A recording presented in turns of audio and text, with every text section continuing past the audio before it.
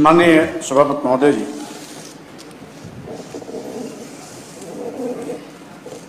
नियम 105 के सूचना के अंतर्गत पूरे प्रदेश और देश में जाति आधारित जनगणना की मांग को लेकर के प्रस्तुत की गई है। मान्यवर, आज हमारी केंद्र की सरकार, प्रदेश की सरकार आजादी के 75वें वर्ष के अवसर पर अमृत महोत्सव मना रही है। अच्छा होता कि आज जातीय स्तर पर जो भेदभाव है उसको अब तक खत्म करके हम विकास की मुख्य धारा में सब एक साथ कदम ताल करते नजर आते। लेकिन देश की एक बहुत बड़ी आबादी अपनी उपेक्षा और मुख्य धारा से दूर रहने की चिंता को लेकर के लगातार मांग करती रही कि जातिवार जनगणना कराई जाए, लेकिन सरकारें कान में तेल डाल करके बैठी रही।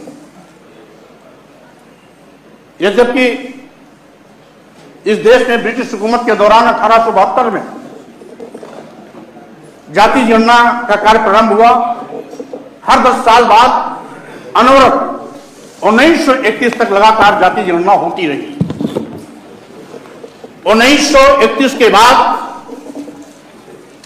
जाति जनगणना बंद हो गई और जिसके नाते मानवर आज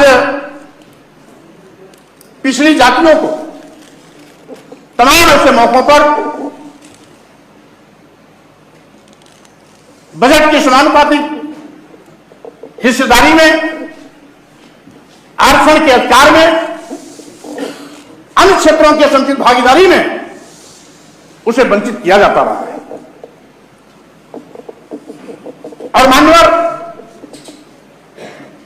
1931 के बाद जब 1951 में जाति जनगणना हुई, यह मांग तो तब से चलती रही, लेकिन सरकार जाति जनगणना कराने से कतराती रही।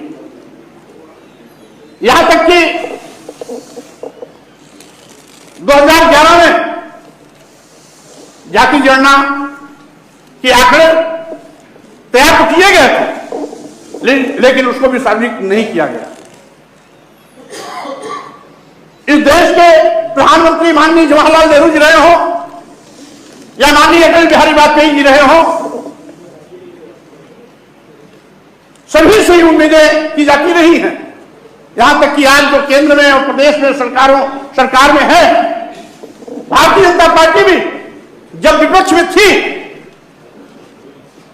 तो 2010 की पार्लियामेंट में माननीय गोपीनाथ मुंडे जी ने अपना वक्तव्य दिया था कि यदि 2011 में जाति गणना का आंकड़ा तैयार प्रस्तुत नहीं कराया जाता, जनगणना नहीं कराई जाती, तो पिछड़े वर्गों को 10 वर्ष और भी लाभ से वंचित होना पड़ेगा।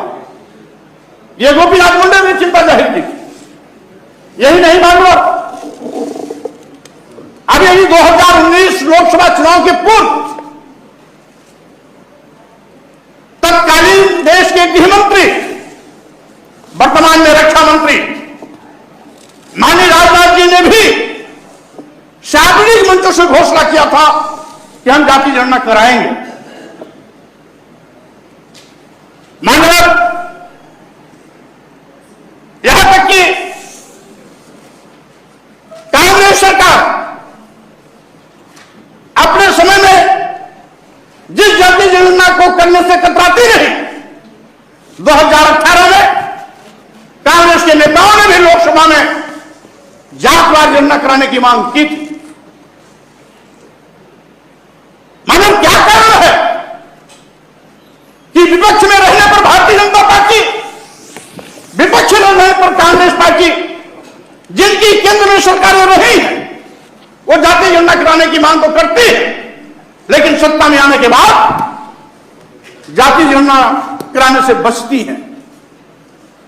मानव, ये लोकतंत्र का इसलिए है कि पिछड़े वर्गों के आरक्षण से संबंधित कई मामले जब माननीय सर्वोच्च न्यायालय के सामने गए तो माननीय सर्वोच्च न्यायालय ने उस समय जातीय पिछड़ों की जातीय आंकड़े को प्रस्तुत करने के लिए कहा, तो सरकार हमेशा पल्ला झाड़ देती रही कि चूंकि जातिवाद जनगणना नहीं है इसलिए पिछड़ी जातियों का आंकड़ा भी उपलब्ध नहीं है, यह कह के पल्ला झाड़ लेती थी। मानकर यहां तक कि भारतीय संविधान के अनुच्छेद 340 में जिसमें इस बात की स्पष्ट व्याख्या की गई है कि समाज में सामाजिक और शैक्षणिक पिछड़ेपन के आधार पर पिछड़ी जातियों को चिन्हित करने के लिए केंद्र सरकार या प्रदेश सरकार समय समय पर आयोग का गठन कर उसको रेखांकित करे और उनको मुख्य धारा में लाने के लिए, विकास सुनिश्चित करने के लिए, समानुपातिक हिस्सेदारी देने के लिए, आरक्षण का व्यवस्था करने के लिए ये सरकारें आयोग के माध्यम से रिपोर्ट देकर के उसको सूचित कराने का काम कर सकती है। इसी क्रम में कभी काका कालेलकर का आयोग बना था। इसी 340 अनुच्छेद के क्रम में कभी मंडल आयोग का गठन हुआ था। मंडल आयोग के चेयरमैन बीपी मंडल जी ने जब मंडल आयोग की सिफारिशों को लागू करने का काम किया था तो लागू करते वक्त स्पष्ट बात की व्याख्या की थी कि चूंकि वर्तमान में जातीय जनगणना का आंकड़ा उपलब्ध नहीं है इसलिए 1933 की जातीय जनगणना के आधार पर जिनकी आबादी इनकी 52% है उसके क्रम में हम इनको आरक्षण देने की व्यवस्था की सिफारिश कर रहे हैं। और मानवर आपके माध्यम से मैं इसलिए भी अनुरोध करना चाहते कि आगे जिस तरीके से बड़े पैमाने पर बड़ी आबादी पिछड़े वर्गों की है लेकिन घोर उपेक्षा की शिकार होती है, सहभागिता से वंचित होती है और इसका औचित्य इसलिए भी है कि तमाम पिछड़ी जातियां अपने को पिछड़े वर्ग में शामिल कराने के लिए समय समय पर आंदोलन करते हैं, बड़े बड़े धरना प्रदर्शन भी होते हैं, आगजनी भी होती है, तोड़फोड़ भी होता है, करोड़ों अरबों का नुकसान भी होता है। इसलिए उसकी उस घटना की पुनरावृत्ति न हो इसलिए मानवर जातीय आंकड़े इकट्ठा करके सभी को सामाजिक शैक्षणिक पिछड़ेपन के आधार पर उनको समानुपातिक हिस्सेदारी देने की व्यवस्था की जानी चाहिए। लेकिन यह तभी संभव है जब जातिवार आंकड़ा होगा। इसी के साथ ही साथ जातीय आंकड़ा के अभाव में जो बजट का समानुपातिक वितरण होता है मानव वो भी नहीं हो पाता। यद्यपि आज भारतीय संविधान के निर्देशों के क्रम में अनुसूचित जाति अनुसूचित जाति का लगातार आरक्षण होता है जिसका सरकार उसी आंकड़े के आधार पर जातवार गिनती होती है उसी के आधार पर सरकारें उनको आरक्षण तथा समानुपातिक बजट की हिस्सेदारी देने का भी काम करते हैं। इसी प्रकार से भारतीय संविधान के 340 अनुच्छेद के क्रम में इनका भी जातवार आंकड़ा सूचित कराना चाहिए। हम तो यह भी कहना चाहेंगे, निवेदन करना चाहेंगे आपके माध्यम से, केवल पिछड़ी जात का ही नहीं सभी जातियों का हो जाना चाहिए, जिससे कि कम से कम जब जातवार आंकड़ा हो जाएगा तो किसी को दोबारा जातवार आंकड़े जातवार जोड़ने की बात नहीं उठानी पड़ेगी। इसलिए मानवर हम केवल पिछड़ों की नहीं, हम तो पिछड़ों के लिए मांग तो करते हैं, लेकिन अगर सरकार सबका जातवार आंकड़ा सूचित जातीय जनगणना कराती है तो भी उस पर हमको कोई आपत्ति नहीं है।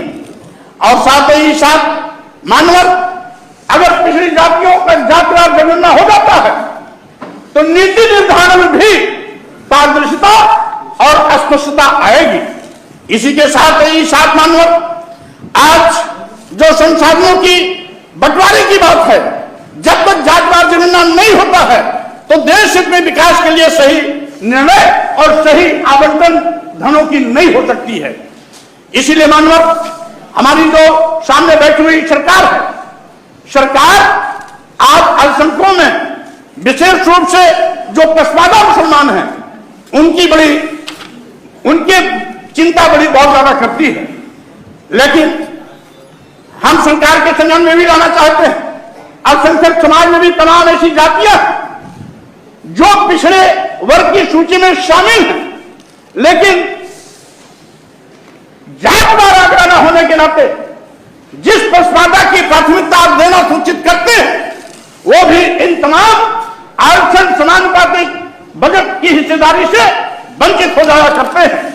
इसलिए मानवर हम आपके माध्यम से यह भी अवगत करना चाहते हैं कि ये आज इसको चिन्हित किया जाना चाहिए, जिससे कि सभी के हित में योजनाओं का क्रियान्वयन सुविधाजनक हो सके। इसी के साथ ही साथ मानवर हम आपके माध्यम से भी निवेदन करना चाहते हैं कि आज यह सौभाग्य है कि इस देश में पिछड़ी जात में पैदा होने वाला नेता देश का प्रधानमंत्री, और इसलिए मैंने कहा कि माननीय प्रधानमंत्री जी 2014 के पूर्व पिछड़ी जात में पैदा होने के नाते नीच कहे जाने का दंश सार्वजनिक मंचों से सबसे साझा किया था। उन्होंने कहा था कि किसी पार्टी के नेता को नीच करते हुए कि हमको नीच कहा क्योंकि मैं पिछड़ी जात में पैदा हुआ।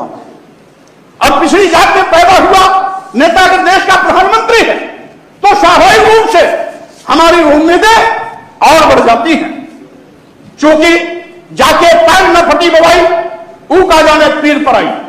इसलिए अगर माननीय प्रधानमंत्री जी ने सही मायने में राजनीतिक लाभ के लिए नहीं बल्कि अपनी बेहतर को व्यक्त करते हुए अगर ये कहा कि हम पिछड़ी जात में पैदा हुए इसलिए किसी ने हमको नीच कहा, तो आज समय आ गया है इस मन की पीड़ा को ध्यान में रखते हुए जातवार जनगणना का आदेश देने की।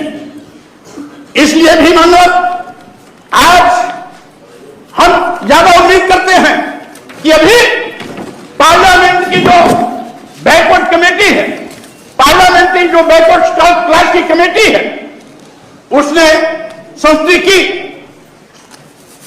तो पिछड़ा वर्ग आयोग को संवैधानिक दर्जा दिया। माननीय प्रधानमंत्री ने पिछड़ा वर्ग आयोग को संवैधानिक दर्जा दिया। यही नहीं, ओबीसी जातियों के सर्वेक्षण के लिए मानवर उन्होंने रोहिणी आयोग का गठन भी किया, लेकिन चूंकि कोई जातवार आंकड़ा नहीं है इसलिए रोहिणी आयोग के गठन के बावजूद भी आज प्रगति 1 इंच भी नहीं हुआ। यहां तक कि माननीय प्रधानमंत्री जी ने रोहिणी आयोग के गठन की उसका जो समय सीमा है कई बार बढ़ाया, लेकिन रोहिणी आयोग भी हाथ हाथ रख करके बैठ गई है। तो स्वाभाविक रूप से मानव आज जब आपका गठित रोहिणी आयोग निष्प्रभावी निष्क्रिय है क्योंकि जात का आंकड़ा नहीं है, हमारे तमाम इसके पहले के भी आयोगों ने इसकी सिफारिश की है।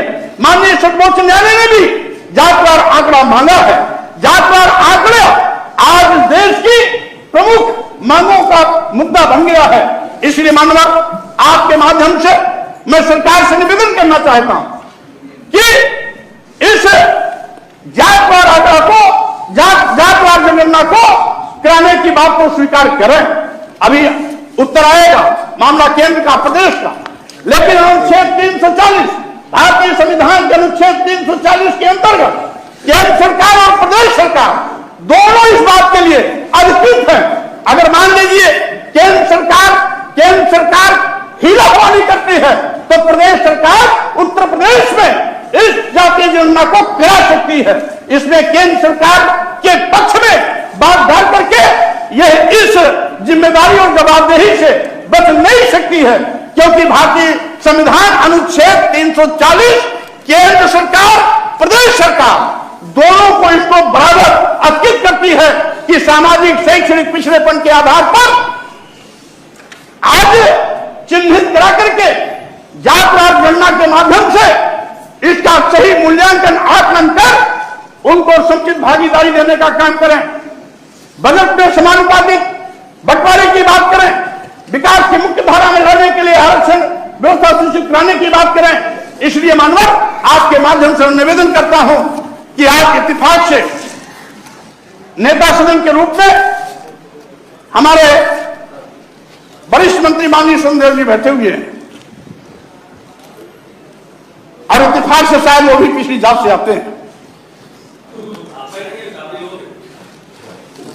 तो हम चाहते हैं कि अगर नेता सदन भी है, देश का प्रधानमंत्री भी है, तो देश किस बात का, आज सरकार को घोषणा करनी चाहिए कि जो यहां पर जातिवार जनगणना की मांग की गई है, सरकार सहमत है। अगर ये घोषणा करते हैं तो हम इनका स्वागत करेंगे। हम निवेदन करते हैं मानव, आज सरकार इसे जवाब मांगे और आपका भी सदस्यता इस पर होनी चाहिए, जिससे कि एक सकारात्मक कोई निर्णय आए। धन्यवाद। माननीय मंत्री जी, कौन बोलेंगे? उत्तर प्रदेश सरकार के केंद्र सरकार को सिफारिश तो भेज ही सकती है मनवर। कार्य स्थगन स्वीकार करते हैं और सरकार को आवश्यक कार्रवाई हेतु भेजते हैं। बहुत बड़ा मनवर। माननीय सभापति महोदय जी, 340 अनुच्छेद भारतीय संविधान केंद्र और प्रदेश सरकार दोनों को बराबर का अधिकार देती है, वो गठन कर सकती है। बिहार प्रदेश में सरकार निर्णय चल रही है, ये कहकर के नहीं बच सकते।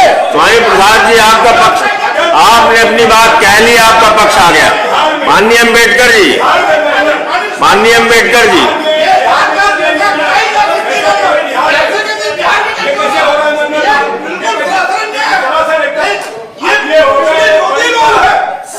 देखिए ऐसा है माननीय सदस्य ऐसा है, सरकार, माननीय उत्तम जी, सरकार को जो उत्तर देना था सरकार ने उत्तर दे दिया।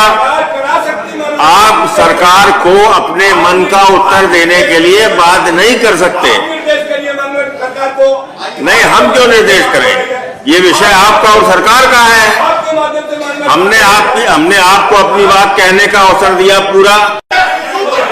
माननीय मौर्य जी, आप सरकार का विरोध करिए, सरकार के विरोध में वेल में जाइए, सरकार के विरोध में बहिष्कार करिए, ये सब आपको अधिकार है।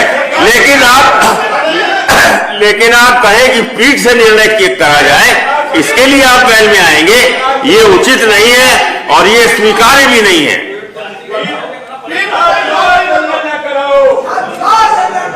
अव्यवस्थित सदन में जो भी बोला जाएगा वो कार्रवाई का भाग नहीं। सदन को व्यवस्थित करिए,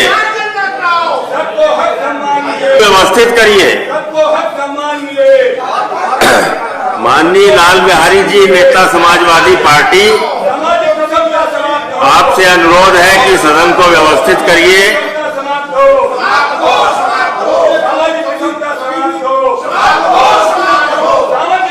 माननीय लाल बिहारी जी, अपने सदस्यों को कहिए सदन को व्यवस्थित करें, अपना आसन ग्रहण करें। गोपाल जी, चलिए अब हो गई।